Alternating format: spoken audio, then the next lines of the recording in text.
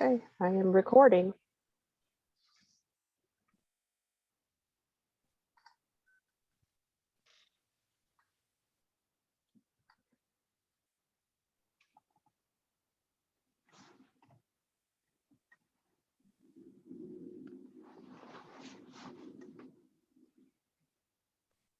For those of you who have just joined, we're waiting for a few more community members to join, and then we will begin the meeting.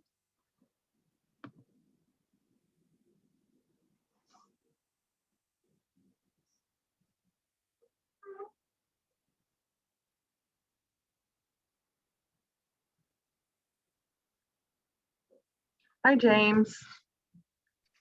We are waiting for a few more people to join, and then we'll begin the meeting.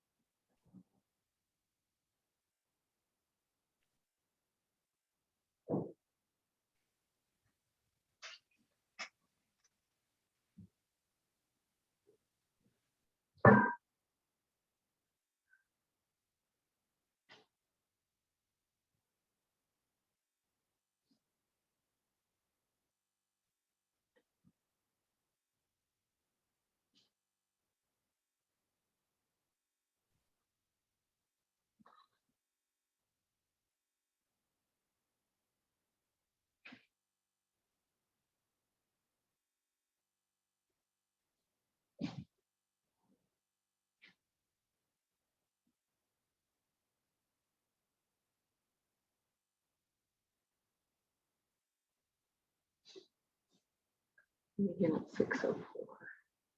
Okay.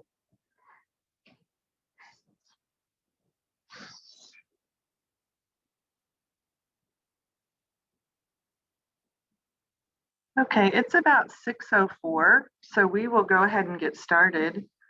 Jess, you can advance the slides. And welcome to the Prospect Elevated Water Storage Tank Community Meeting. My name is Gina Boucher. It is June 2nd, 2021. Next slide, please. I did want to remind you that the meeting is being recorded, and the recording will be posted on the KC Water website after its conclusion. If you'd like to ask a question, please type that question in the chat box or use the raise hand feature on Zoom. If you're participating by phone and wish to ask a question, please ask that question when the moderator calls for questions from phone participants, and that should be at the end. If you still have questions after the meeting, please contact the project manager, John Reddy, and we will provide his information later in the presentation. Next slide, please. The purpose of tonight's meeting, as we talked about, is to talk about the construction of the Prospect Elevated Water Storage Tank to be located at 129th and Robinson Pike Road. First, we'll give an overview of KC Water, and then we hope to answer the following questions.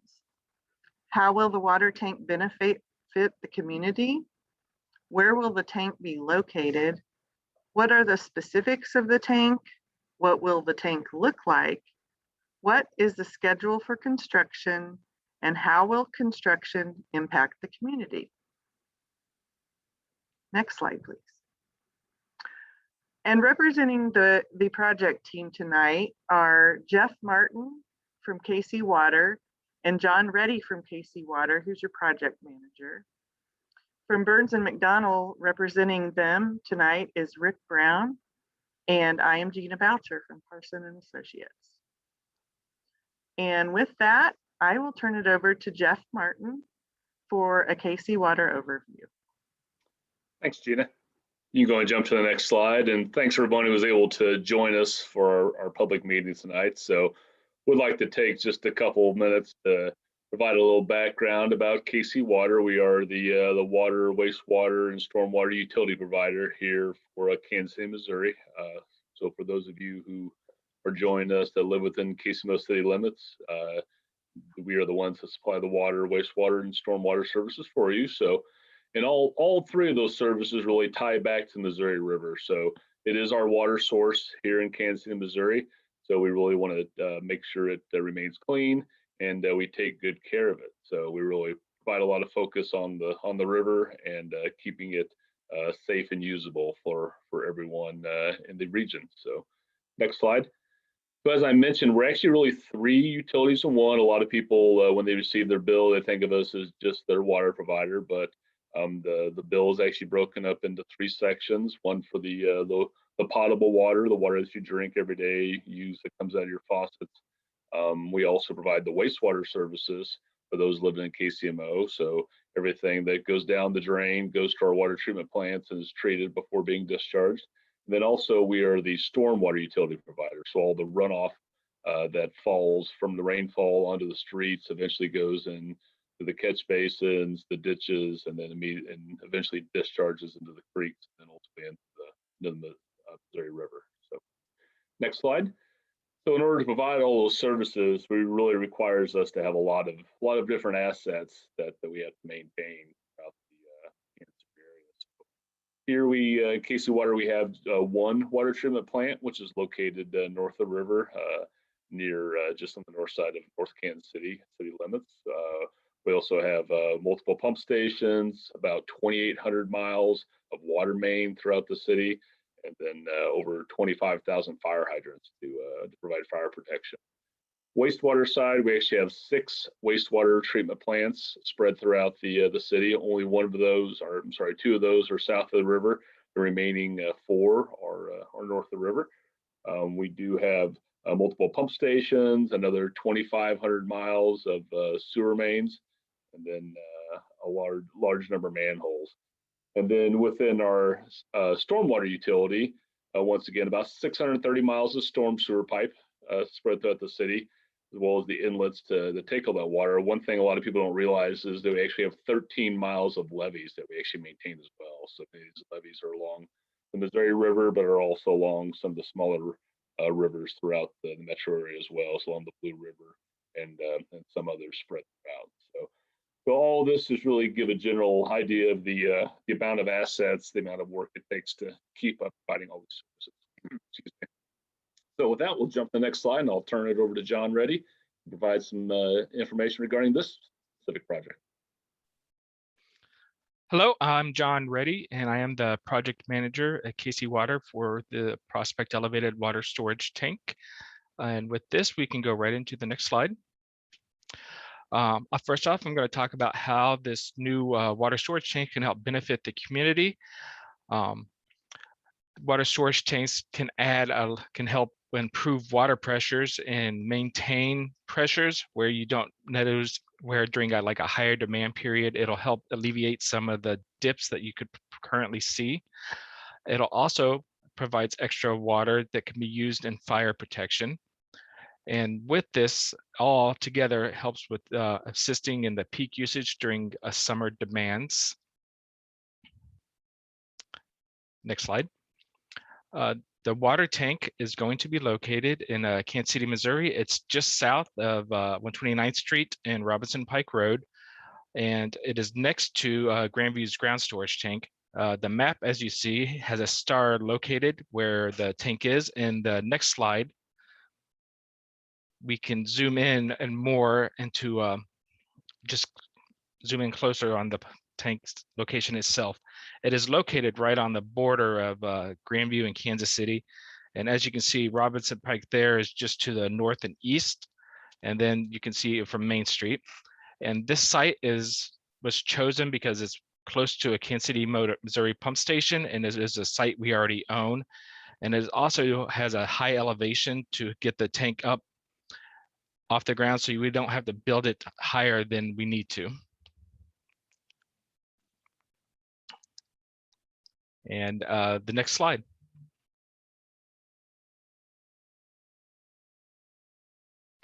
And Rick will be talking about this slide.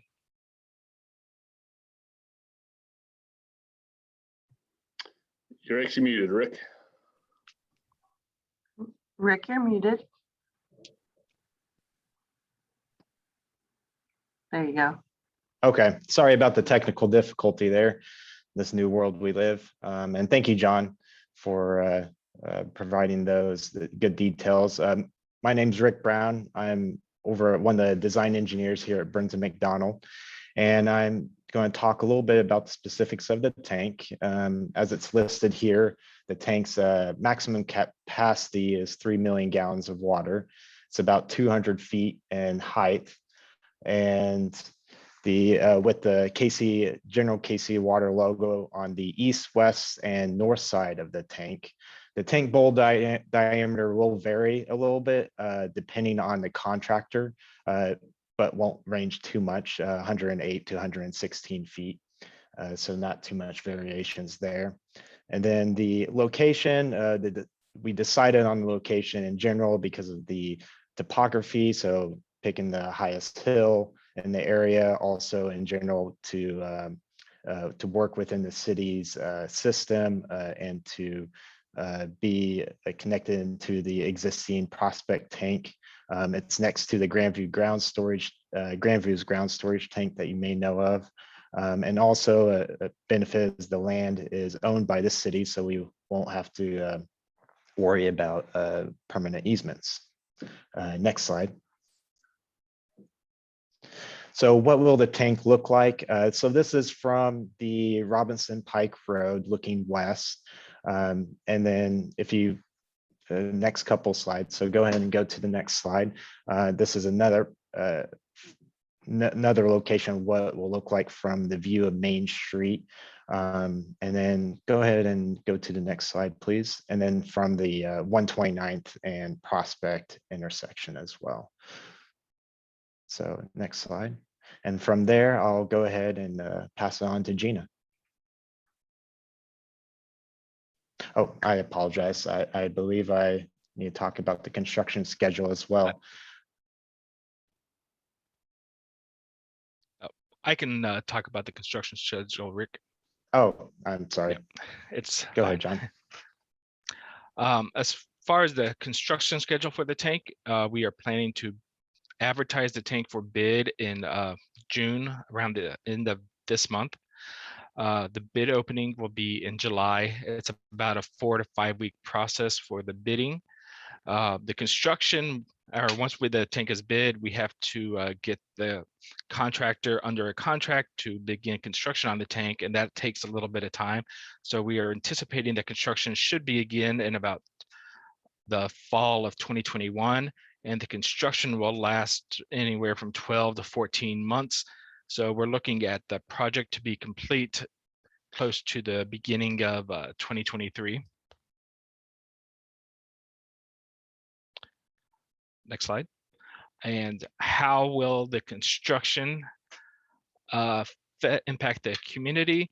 As part of the construction, they will be bringing in large equipment to the site, and they will be using construction, or they'll be using the roads in this area, but they will try to minimize any impacts to the community using only main roads where they can.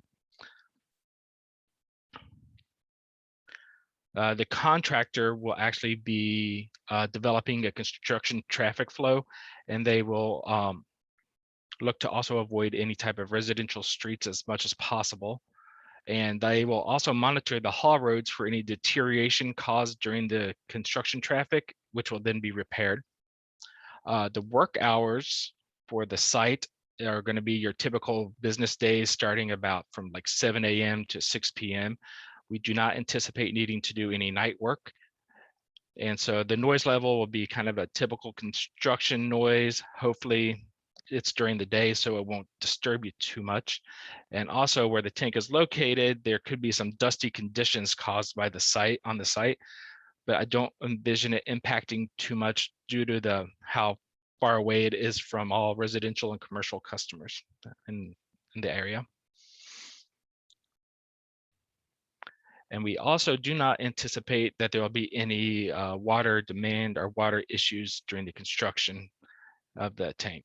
We do not need, we should not need to shut anybody's water off at this time during tie-ins and stuff.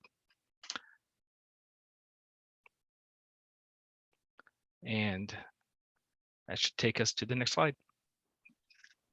Okay, if you do have questions, we ask that you type them in the chat box, or you can choose raise hand under reactions down at the bottom of your screen, and we'll call on you that way.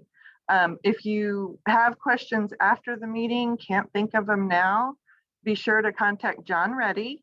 His email address is john.reddy, R-E-D-D-Y, @kcmo.org. His phone number is 816-513-0377. And you can always visit the KC Water website, which is kcwater.us. Any questions?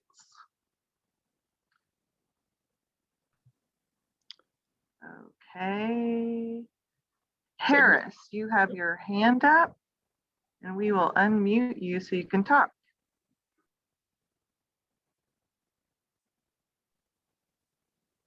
First of all, thank you for putting this meeting together. It looks like none of my other neighbors have got on.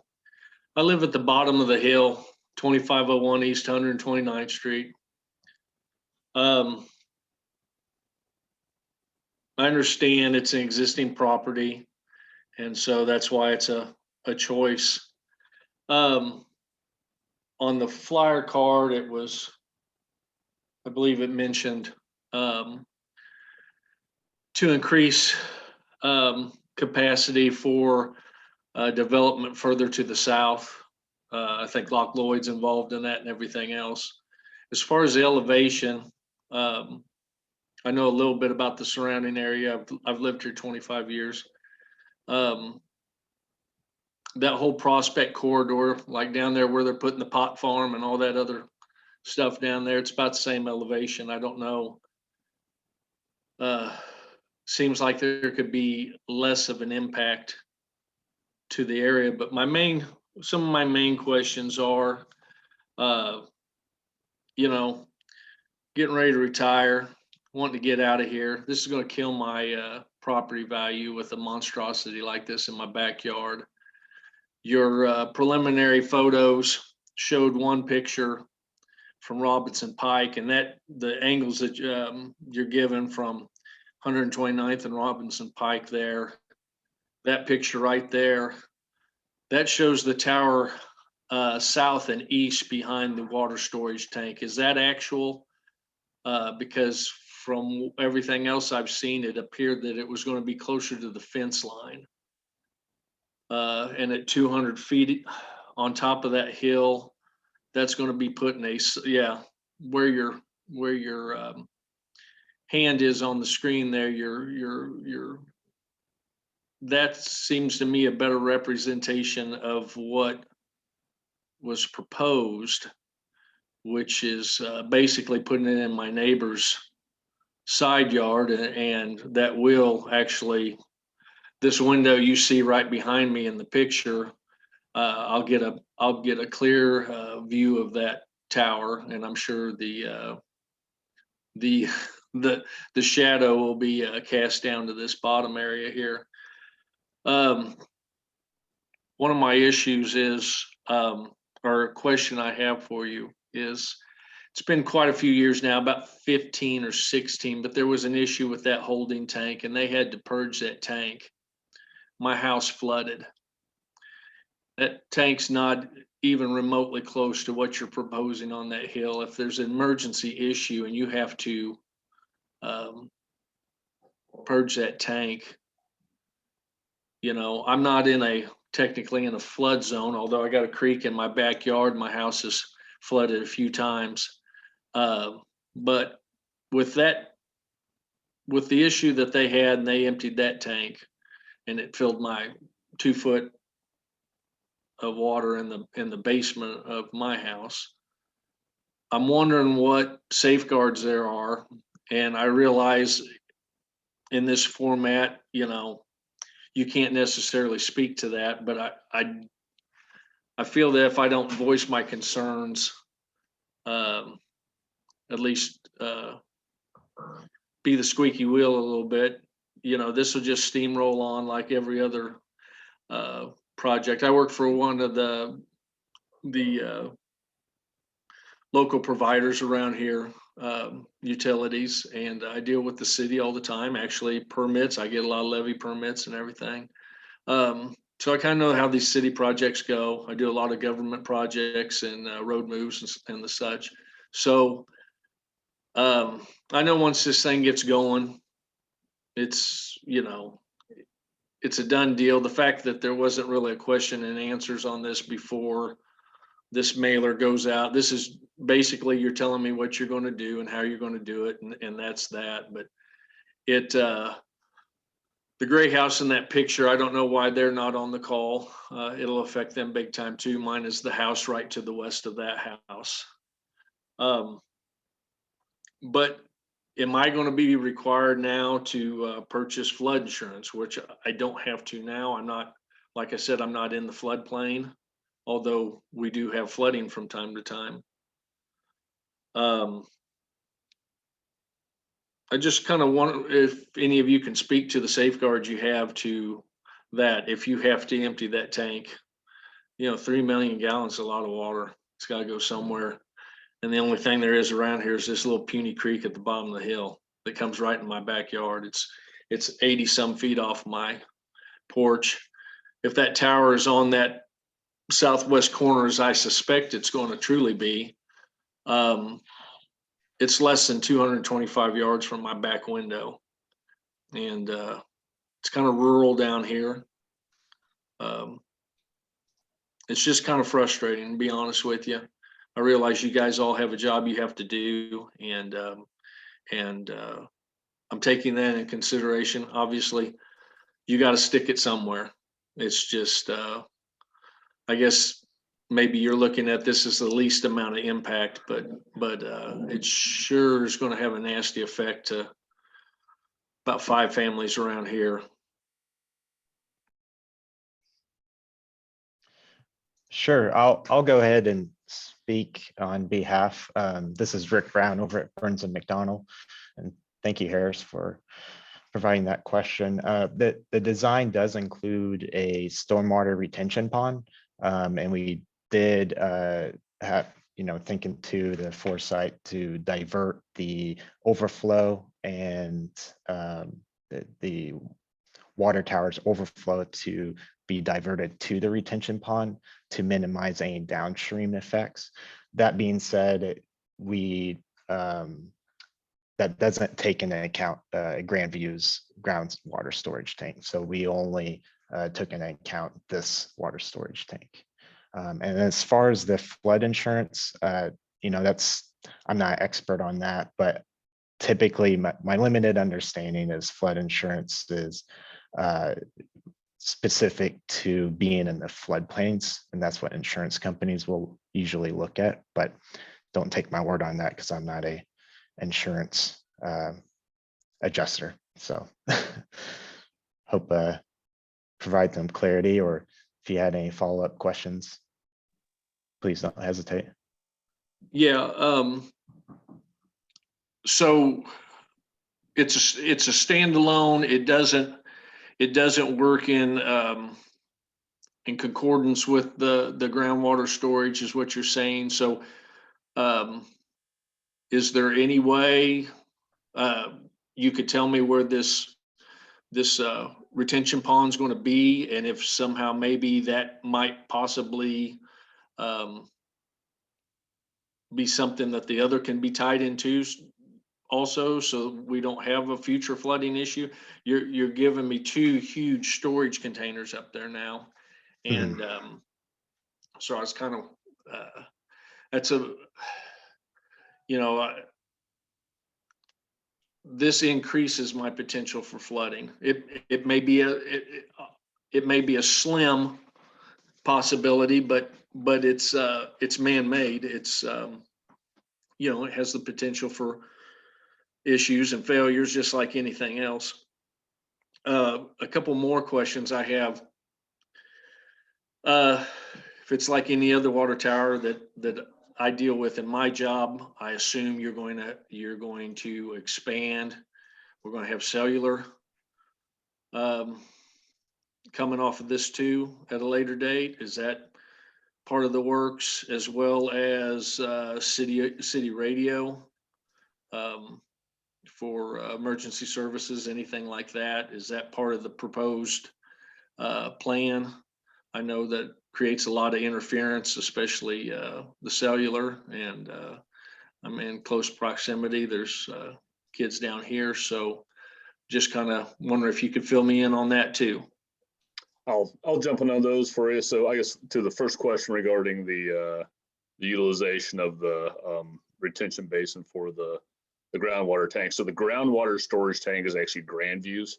So they own and maintain that. So really adding the basin that we sized is for the tank that we're constructing that we will maintain. So anything for the Grandview tank would need to be handled by Grandview and addressed by them. And then as far as cellular, so we currently do not have cellular on our other elevated storage tanks throughout the city. I don't know of any plans to start doing that in the near future. I'm not going to say it's never going to happen, but it's not something that we're pursuing or really looking to do. So we do have some radio relays on a few of them that are purely city based, and typically are associated with communication devices between our plants. Actually, they'll actually relay signals from our water treatment plant or pump station to another pump station. So once again, as of now, we don't anticipate putting anything on there, and I don't foresee anything going up in there in the near future. We prefer to utilize fiber connectivity if all possible, and so while there's not a lot of fiber in this area, I think it could be access to the south without too much problem with head base. So as of now, we don't plan on putting anything on there. So. Okay. And I didn't hear an answer to my question, and if you guys gave it, I apologize. Was I correct in my assumption that the tower was actually going to be located more towards the southeast corner of the property, as opposed to what this photo shows it being over on the southeast side of the tank? I'll let Rick jump in a little more detail in a minute. So it's really just it's almost immediately adjacent to the existing ground storage tank out there. So it sits just on the west side of that existing ground storage tank. Okay, yeah, that picture shows it on the east side, and that would be you know, a lot better for us locally, but I understand you're probably going to put it where you're going to put it. Yeah, it's located so it's just inside the Casimo city limits, actually. Down there, if I'm remembering correctly, the city limits kind of cuts that property in half through there.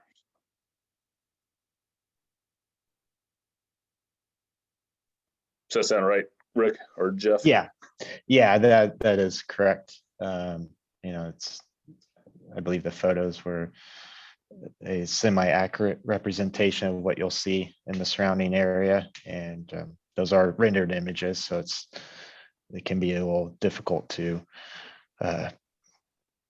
display them correctly, but they did appear pretty accurate from my perspective. So, and that location right there in front of us that's where the surveyed location will be for the final tank location. Okay, so that is to the west of the existing tank then, not to the Yeah. east like the picture shows. Okay. Yeah. Can you give me an idea of where the retention pond's going to be? The retention Yeah. pond will be directly north of it, of the tank, so it will be following the topography essentially. The retention pond was actually designed for the stormwater, but we utilized it for the overflow of the tank in the event that it would need to be emptied as well. So the retention pond is at the top of the hill and not at the base of the hill. It's The reason I'm asking is it slopes off pretty quick right there. Mhm.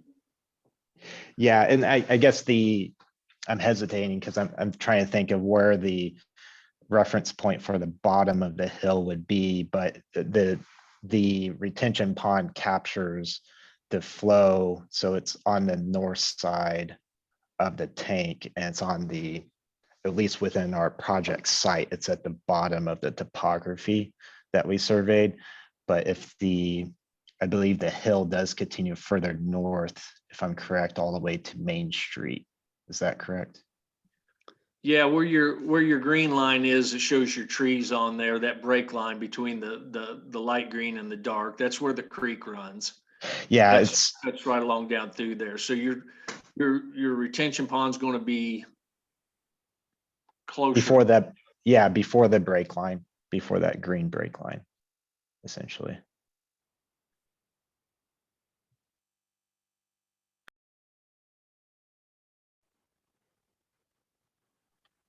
Do you have a rough estimate as the size of that pond? I do. And can you at least stock it so me and James could go fishing in it? It is designed to be seasonal. Yeah. So If it's wet enough to have fish living in it, then we're doing something wrong. So I Yeah. don't want to have water in it all the time. Well, I just didn't know if you guys want to make it any more palatable for us, since we got to eat it, at least you can put a little mustard on it.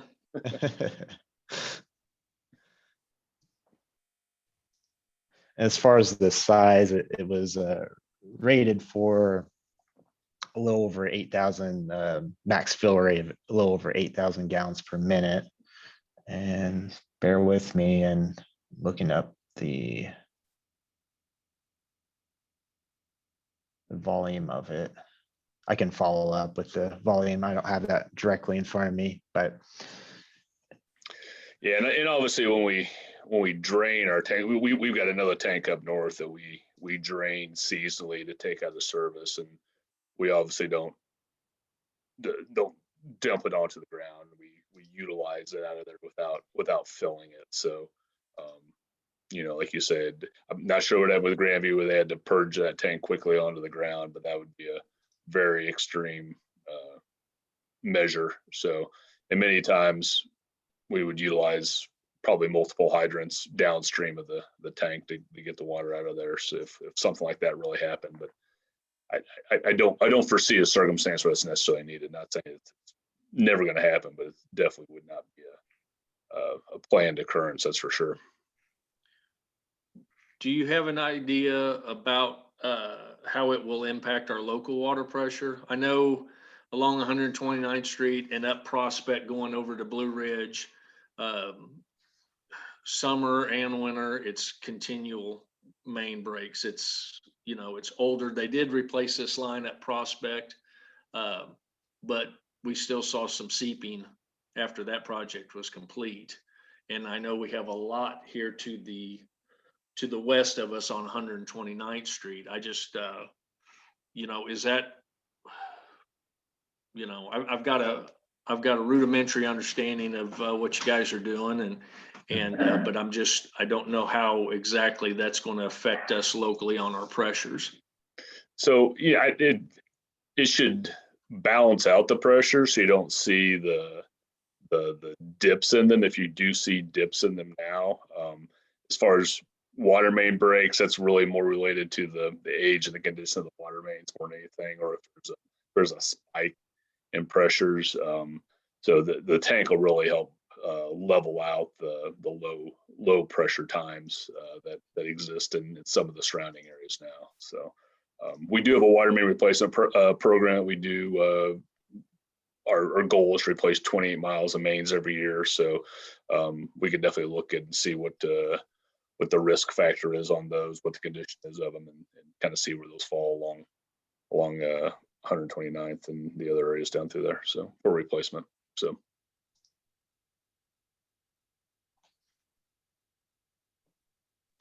All right. Well, thank you. I'll let James speak now. He's my neighbor. Sounds good. Thank you. Thank you. Mr. Dillon? Hey, thank you very much. And Darren, very good. You asked a lot of my questions, so that saved a little bit of time. I guess one of my things was just as far as how this is run, I would not have even known about, well, let me introduce myself first. Right where that star is, I am like 2 feet from your water tower. And I just want to know how far it's going to be from my line. Because I don't know, it's just, a year ago, and granted, Jeff, your team's probably not going to be the one doing the construction, but a year ago, this time, there was a water main break right there on my land with the easement. And your team came through and fixed the water main, dug everything up, and I've had 3 tickets in the works. They've all been closed, saying the work is complete, but the main that they fixed, there was all kinds of trash left there. They had knocked some trees down on my side, not in the easement. And I guess what I'm saying is your reputation with me is not the best at the moment. It still hasn't been fixed. I got to take a 4-wheeler to even mow the yard back there. And so it's disturbing that I had to learn about this because my neighbor Darren called me up and said, did you get that little tiny postcard that was in the mail?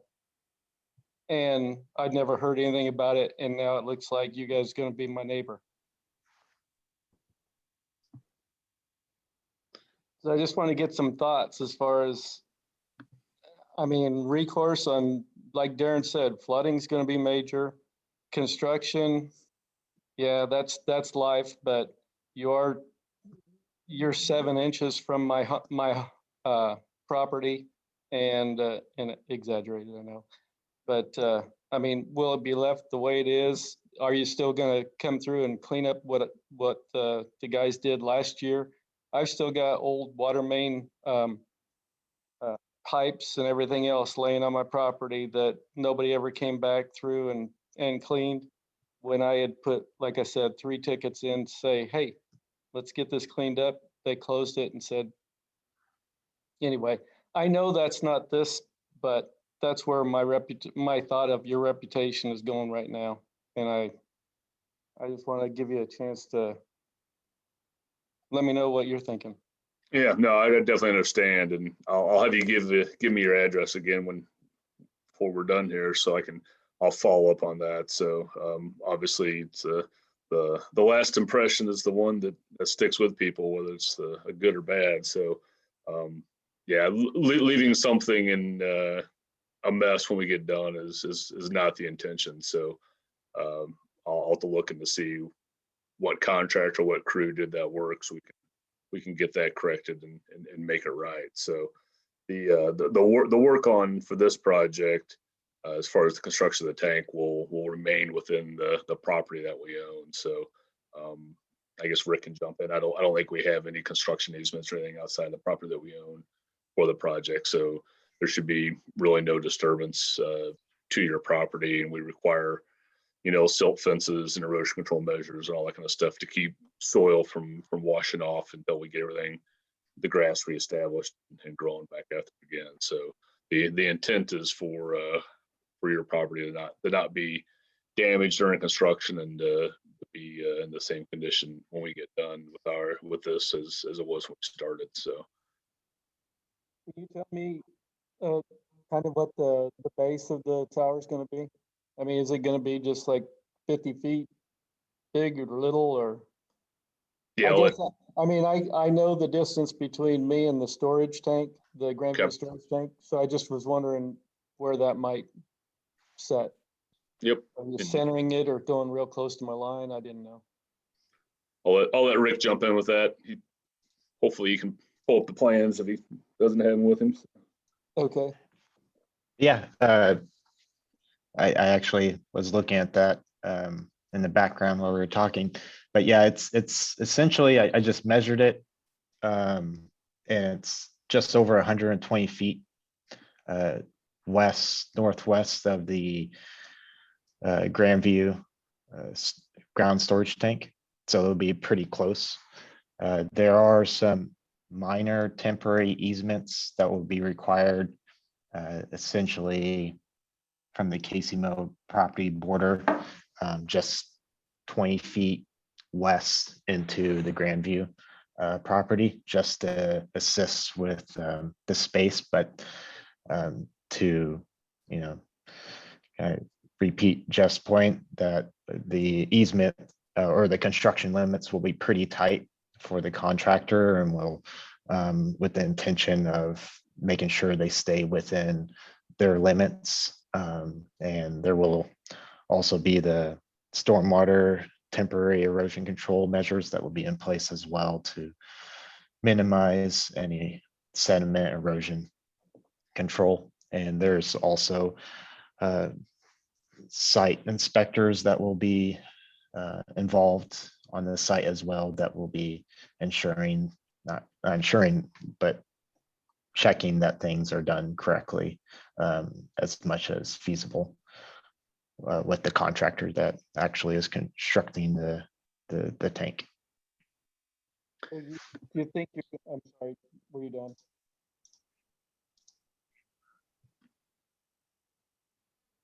I'm sorry, what was that? I didn't want to interrupt. I was just wondering if you were done. I was just gonna. Oh, yeah, that's Okay. So if it gets close to my area, are you thinking you're gonna be knocking down some trees? Because I've got trees all along that fence line. where exactly is your property? I am right by your star. You can't get any closer. On the north side, On east, the- west side? On the west side, I'm sorry. On the west side, the contractor won't be anywhere close to there. There will be some minor tree removal on the north side of the tank, and that's to make space for the retention pond. But as far as west, there's a fence line that we've been following. Yeah. That essentially the construction limits that I laid out is before that fence line for the Okay, contractor. Okay, so I'm that west line, but you just mentioned tree removal on the north side.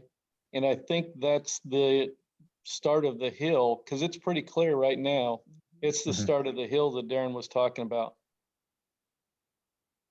It will be very minimal. It'll be essentially 5 trees that I have counted on the site. That's basically within the general location of where the tank is.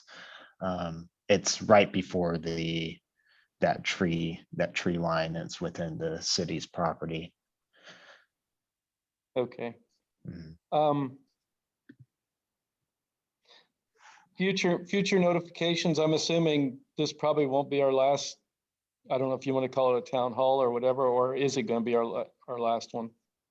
Are we going to have anything good with your ongoing?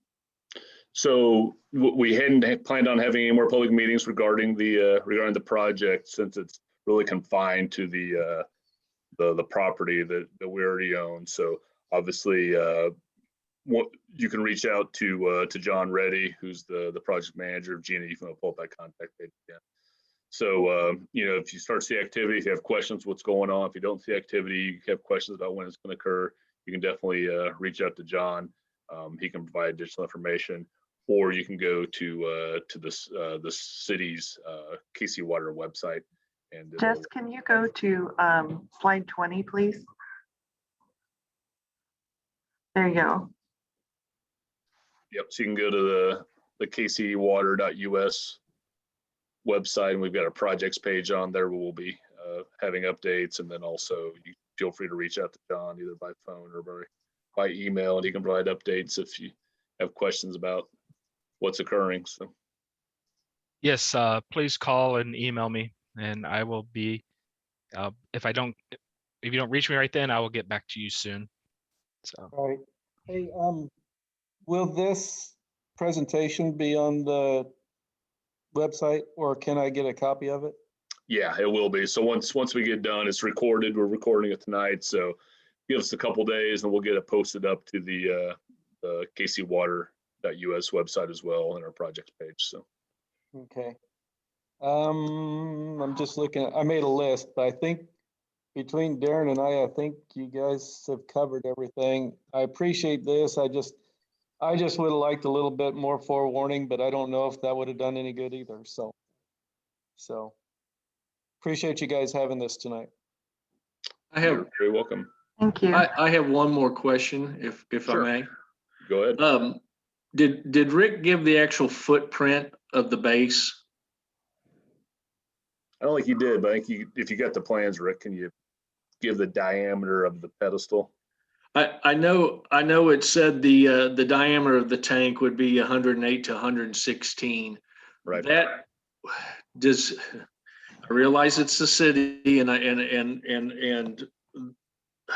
like any, and no, I mean no offense, but like any government agency, the rules that applies to me or James as a homeowner doesn't necessarily get applied to the city. If I can't do anything within a certain amount of footage from the property line with my neighbor. There's no way that the tank itself will extend past or over to the property line, will it? No, it won't. Mind me? Nope, you're Yeah, good, Rick. you're on. Okay. No, and the pedestal is 60 foot in diameter. But yeah, it is, I'll just measure it right now. 36 feet is what I'm measuring from the Grandview city property line, and then the property line to the west. It's currently 82 feet and some change. To the edge of the bowl or to the edge of the pedestal? Edge of the pedestal. So yeah, 60 foot diameter pedestal, and then say 116 diameter bowl. So another 25 feet or so beyond that. And then we're 80 feet from the pedestal to the property line. So we'll be 50 foot off the 50 foot plus from that western property line. Does that sound all right, Rick? Yeah, it does. It's one of those things. I wanted to get that question in before it's it's real easy to say it'll be this, and then once it's up and it's done, there's no changing it. I didn't if you guys had to follow the same rules as I do to build from my neighbor's property. So yeah, we definitely can't extend into someone else's property. That's for sure. So we're talking just shy of 30 yards from the west line. 30 to 50 feet, wouldn't it? I thought it was 80 feet. 80 feet from the edge of the pedestal. And Oh, then I see the, what you're saying. Okay. yeah, and then the bowl that will be resting on top of the pedestal is closer to 50 feet. Okay.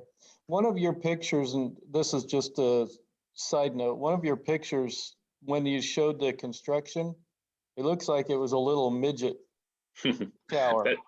Yeah, that's actually we call it the Sherman Road tank. That's our tank that's up at Highway 435 up north, near Highway 210.